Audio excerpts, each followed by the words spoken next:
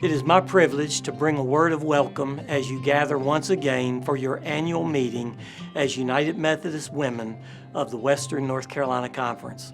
And what a memorial meeting this is. We deliberately gather in a different way during this worldwide pandemic. We lift up 2 new deaconesses this year who are awaiting consecration and confirmation until we can be together in person. Renee Hayes and Eloise Moore. Congratulations. We have chosen to do our part to reduce the possibility of spreading this COVID virus in order to limit the number of people that might be infected. While some have come down with this virus and recovered, some have only recovered after lengthy hospitalizations, and some have died. Many of you join me in expressing our sympathy and sorrow at the death of one of our home missioners, Gary Wayne Locklear, who served as the North Carolina Conference lay leader and also as a leader in our southeastern jurisdiction. So first, I want to thank you for your patience and carefulness in returning to a time when we might meet together in larger groups. Your example and voice is important as we navigate our way through this crisis. Second, I want to applaud your work as United Methodist Women for the mission of Jesus Christ in the world. Originally, Methodist Women were founded in 1869. It is the largest denominational faith organization for women with approximately 800,000 members, with an emphasis on spiritual growth, leadership development, transformative education, service, and advocacy.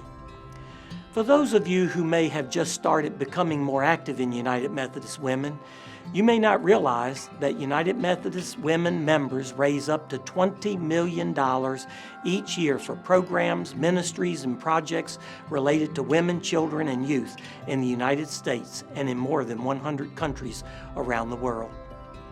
I'm proud of our United Methodist Women, and I admire the principles and values that guide their ministry, which include promoting the empowerment of women, children, and youth, promoting anti-racism and multiculturalism, promoting inclusion and equity.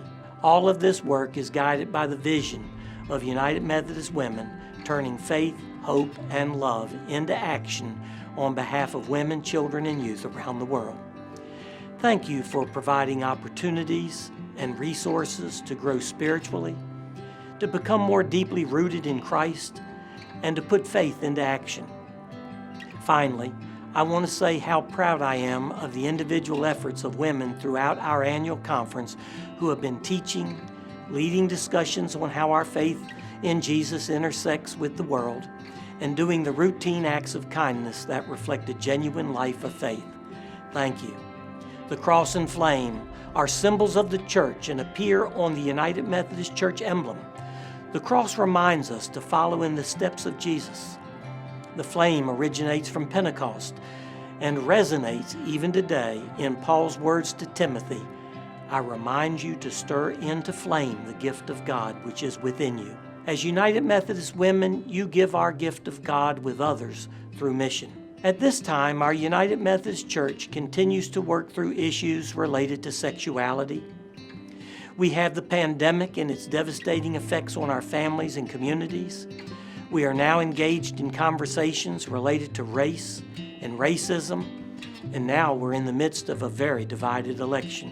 Your voice, your witness, and your service are essential during this time, and that you offer these gifts with gentleness, kindness, and humility. This is why we say United Methodist Women, faith, hope, love in action, women with a purpose. Our denomination defines your ministry in this way. United Methodist Women shall be a community of women whose purpose is to know God and to experience freedom as whole persons through Jesus Christ, to develop a creative, supportive fellowship, and to expand concepts of mission through participation in the global ministries of the church. Thank you for doing just that.